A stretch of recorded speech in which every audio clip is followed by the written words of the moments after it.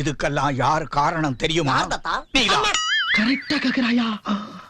நான் 4 ஆண்டு காலமாக இந்த ஆட்சி எப்படி நடந்து கொண்டிருக்கிறது என்று சொன்னேனோ, என் வீட்டில் நடைபெற்ற இந்த தாக்குதல் சம்பவம் நான் சொன்ன குற்றச்சாட்டுகள் அத்தனையும் உண்மை என்பதை நிரூபித்திருக்கிறது. எந்த கொம்பனும் குறை சொல்ல முடியாத அளவிற்கு ஆட்சி நடத்தி கொண்டிருக்கிறார். ஆனால் ஆட்சிகளை எந்த குறைகளை எவனாலும் கண்டுபிடிக்க முடியாது. என்னடா சொன்ன?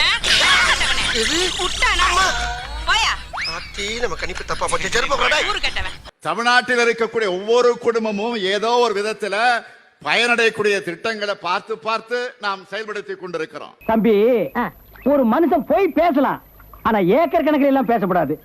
அது எப்படா நெஞ்சில கொஞ்சம் கூட ஈரம் இல்லாம இவ்வளவு பெரிய பொய் சொல்ற? இது என் வீட்டில் ஊற்றப்பட்ட மலம் அல்ல, தமிழக அரசின் மீது ஊற்றப்பட்ட மலம். பாஸ், பசுமாட்டு சாணி எருமாட்டு சாணி ரெண்டையும் கலந்து அடிக்கிறாங்க, வாங்க ஓடிடலாம். இது தமிழக அரசு ஆட்சி நடத்தும் லட்சணத்தின் மீது ஊற்றப்பட்ட மலம். இப்ப வயசான காலத்துல சாணியார் அடி வாங்கிட்டு வந்திருக்கானுங்க. அவனுங்க மூஞ்ச பாரு, எது சாணி எது மூஞ்சின்னு தெரியல, எல்லாம் ஒரே மாதிரியா இருக்கு. கரெக்டா அங்கேயே துப்பிட்டானே. மக்கள் நம் மீது, நம் ஆட்சியின் மீது மிகுந்த நம்பிக்கை வைத்திருக்கிறார்கள்.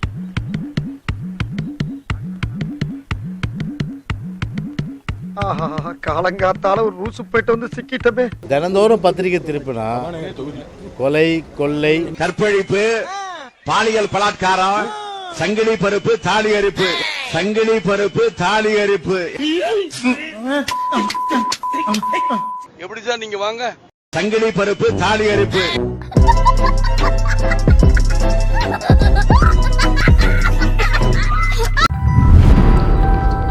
கேட்ட பையன் சார் இந்த பால்சாமி. சவுக்கு சங்கரோட வீட்டுக்கு ஆளுகளை அனுப்பி அவங்க வீட்டுல அவங்க தாயார் இருக்கிற நேரத்துல ஒரு பெரும் பிரச்சனையை உருவாக்கி அடாவடித்தனம். திமுக ஒரு அடாவடி கட்சி என்பதை ஒவ்வொரு நாளும் ஒவ்வொரு நிகழ்வுலையும் காட்டிக்கொண்டே இருக்கிறது. ஆஹா, சூனா போனா ஒவ்வொருத்தருக்கு வேகத்தை பார்த்தோம்னா அவன் அருமை வறுமைக்கு ஆபத்து வந்துரும் போல் இருக்கடா. என்ன குற்றம் செஞ்சுட்டு போயிட்டாரு அவரு? குற்றவாளி பிடிக்க போறீங்களா? கேள்வி கேட்டா குற்றம், கருத்து சொன்னா குற்றம், எதிர்த்து பேசினா குற்றம். இதெல்லாம் குற்றமா? சர்வாதிகாரமா இல்ல இதெல்லாம்? கண்ணுக்கு 3 வேளை சொத்துக்காக நம்ம உசுர கொசுரா கேக்குறாங்க ஐயா. நம்ம உசுறு இவங்களுக்கு அவ்வளவு சீப்பா போச்சு. ரைட்லா, ரைட் இருந்தா ஊருக்கு, இல்லைன்னா சாமிக்கு. எரிச்சலால இதுதான் ஒரு சட்ட ஒழுங்கு நடத்துற லட்சணமா? அழகா நடத்திக்கிட்டு இருக்கீங்க. இதுதான் ஒரு ஆட்சி. திமுக ஆட்சி முடிவுக்கு வரணும். திமுக ஆட்சி முடிவுக்கு வராட்டி வேற வழி இல்ல, ரொம்ப ஆபத்து. வேண்டாம், 1/4 நூற்றாண்டுக்கு அப்புறம் உன் வாழ்க்கையில ஒரு சந்தோஷம் கிடைச்சிருக்குதுன்னு அகம்பாவத்துல ஆணவத்துல தலகால் தெரியாம ஆடாத.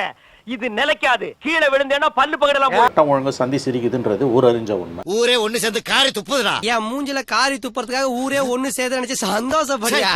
நம்ம உடனே உத்தரப்பிரதேசத்தை பார், மத்திய பிரதேசத்தை பார், மணிப்பூரை பாருன்றதெல்லாம் அபத்தமான ஆர்கியம். மற்ற விஷயங்கள்ல திராவிட மாடல் ஆட்சின்னு பெருமையா பேசுறவங்க இன்னைக்கு சட்டம் ஒழுங்கு சந்தி சிரிக்கும் போது அதற்கு பொறுப்பேற்றுக் கொள்ளாமல் பழைய புள்ளி விவரங்களை கொண்டு வந்து அடுக்குவதும், உத்தரப்பிரதேசத்தை, மத்திய பிரதேசத்தை, குஜராத்தை, பீகாரை, மணிப்பூரை காட்டி பேசுவதும் கேலிக்குரியது, நகைப்புக்குரியது, அவலமானது. நான் ஒரே ஒரு டவுட் தான் உங்கள்கிட்ட கேட்கணும். சூப்பர்ண்ணே, சூப்பர்ண்ணே. கேளுங்க. சோறு திங்க வேற என்ன கேக்குறா? ஏன்னா அவங்கெல்லாம் கொள்ளடிக்கிறதுக்காக வந்தவங்க. திராவிட மாடல் ஆட்சியில், சமூக நீதி ஆட்சியில், விடியல் ஆட்சியில் வருஷத்துக்கு 1500 கொலை எப்படிங்க நடக்கும்? என்ன இடிச்சவா நினைச்சிட்டியா, இல்ல பைத்தியக்காரன் நினைச்சிட்டியா, இல்லன்னா குடியை வச்சு மொத்தமா நான் போலாம் நினைச்சியா? உங்களுக்கு வேணும்னா விடியல் ஆட்சி, உங்களுக்கு வேணான்னா எல்லார் ஆட்சியும் நடக்கிறது தான் இது. எதற்காக இந்த வெளிவேஷம்? ஒன்று மறந்துடாதீங்க, நீங்க எந்த சாதனை பண்ணி எவ்வளோ பெரிய பெரிய சாதனைகளை செய்து மாறு தட்டி கொண்டாலும் சட்ட ஒழுங்கு சரியில்லைன்னா உங்களுடைய அத்தனை சாதனைகளும் விழலுக்கு அரைத்த நீராக மாறி போகும். ஐயோ, ஒரு பைத்தியக்கார பைலட் அந்த நாடு மக்களும் மாட்டிட்டு படுற பாடு. சரி, ரொம்ப திட்டவும் முடியல. ஒரு அளவுக்கு மேல வேணா வேற ஏதாவது வார்த்தையை பேசி விட்டுருமோன்னு வேற பயமா இருக்கு. காமராஜர் ஆட்சின்னு சொன்னாரு. அதான், இதான் காமராஜர் ஆட்சி. வேணும் போலும் ஓடுதா இங்க? யாரை ஏமாத்துறதுக்கு இப்படிலாம் நீங்க பேசுறீங்க? சோறுதான் திங்கிறியா இல்ல பியல் திங்கிற பேப்பனே? இந்த பொழப்புக்கு 4 பேர் பொழைக்கிற மாதிரி கிகோலோ பையா அப்படின்னு சொல்லி உங்களுக்கு வாய்ஸ் ஓவர் கேட்கலையா சார்? ஆகவே நிலைமை ரொம்ப மோசமாக போயிட்டு இருக்குங்க. இவங்க எதிர்க்கிறவனெல்லாம் சங்கின்னு சொல்கிறது, இவங்க மீது குறை சொல்கிறவனெல்லாம் பெட்ட பெயர் வச்சு அழைப்பது, அறிவாளி அல்சேஷன்களை ஏவி விட்டு அவர்களை குதறுவது, இணையத்தில் கூலிப்படையை வச்சுருக்காங்கல்ல அவர்கள் மீது ஏவி விடுவது, விமர்சிப்பவர்கள் மீது. ஒரு 1000 பேர் வச்சுருக்காங்க.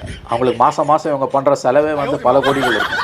பத்திரிகையாளர்கள், அரசியல் பார்வையாளர்கிட்ட போல் எவன் திமுக விமர்சித்தாலும் சம்மந்தம் இல்லாததெல்லாம் வந்து உங்களை திட்டுவான். இதுக்கு ஒரு 4 பேர்ட்ட மூத்திரத்தை வாங்கி மடக்கு குடிக்க வேண்டியதானே? ஏன்டா இந்த வேலை பாக்குறீங்க? துப்புரவு தொழிலாளர்களை சவுக்கு சங்கர் இழிவுபடுத்திட்டாரு, அதனால துப்புரவு தொழிலாளர்கள் தான் இதை பண்ணாங்க என்று வெளியே செய்தியில் வந்து கொண்டிருக்கிறது. உண்மையிலேயே இந்த தொழிலாளர்கள் யாரும் போல எங்க சங்கத்தில் இருக்கிறாங்க. எல்லா ஒப்பந்த தொழிலாளர்களும் நம்ம சங்கத்தில் தான் இருக்கிறாங்க. இங்கேருந்து எந்த தொழிலாளியும் போல. பங்கு மாட்டிக்கிட்ட பங்கு 3 வாளி நிறைய மலத்தை கரைச்சி வீட்டுக்குள்ள ஊத்திட்டு அவங்க அம்மாவுக்கு கொலை மிடல் கொடுத்து ஆபாச வார்த்தைகளை கெட்ட வார்த்தைகளை பேசிட்டு சர்வ சாதாரணமா அவங்க பேரணி போல நடந்து போறாங்க. ஒரு எஸ்ஐ அவங்கள ஓரமா நின்று நீங்க கத்துக்கின்றாரு. இது வேற எங்கேயாவது சாத்தியமா?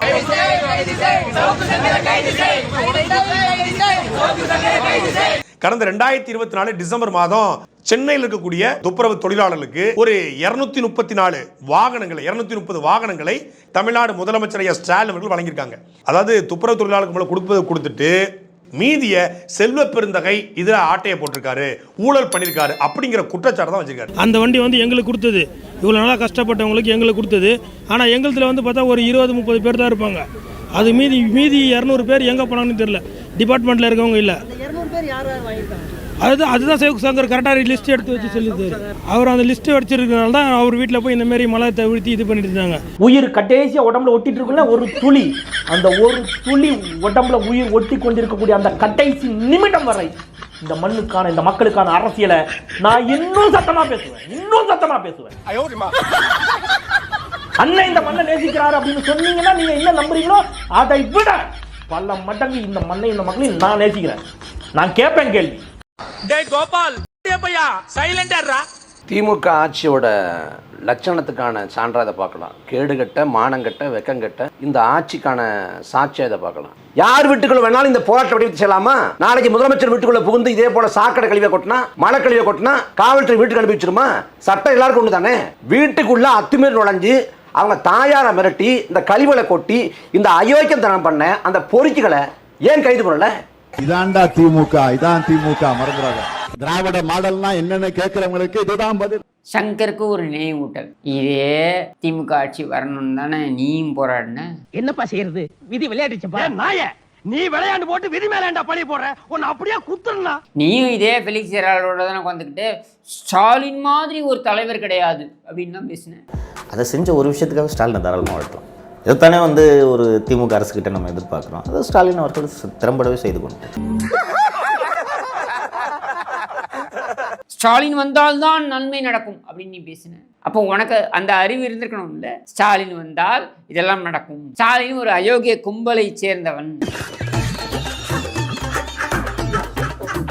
அவனால் என்றைக்கும் தமிழகத்திற்கு மனித குலத்திற்கே நன்மை நடக்க வாய்ப்பு கிடையாது அப்படின்னு அவனுக்கு தெரிஞ்சிருக்கணும்ல.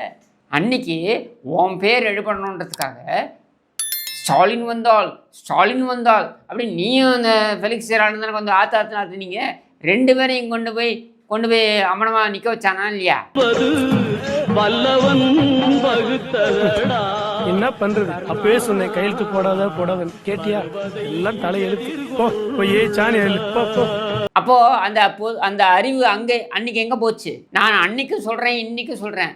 ஸ்டாலின் ஒரு தத்தி, ஸ்டாலின் ஒரு முட்டாப்பைய.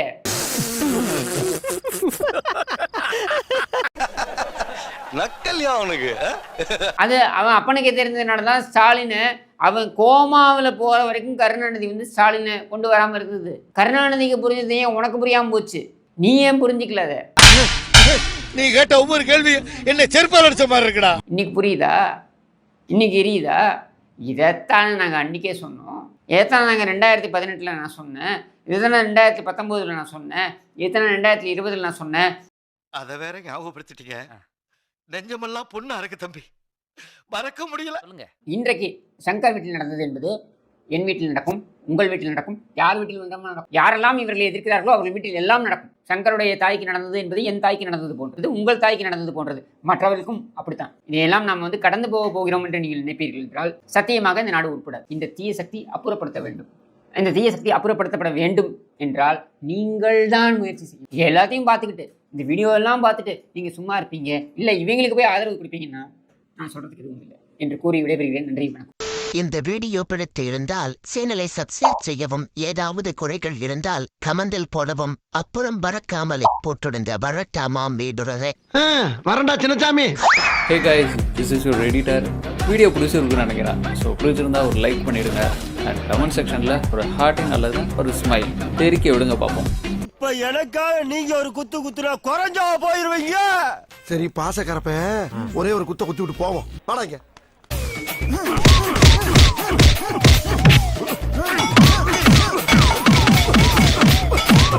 போதுமில்லடா போடா.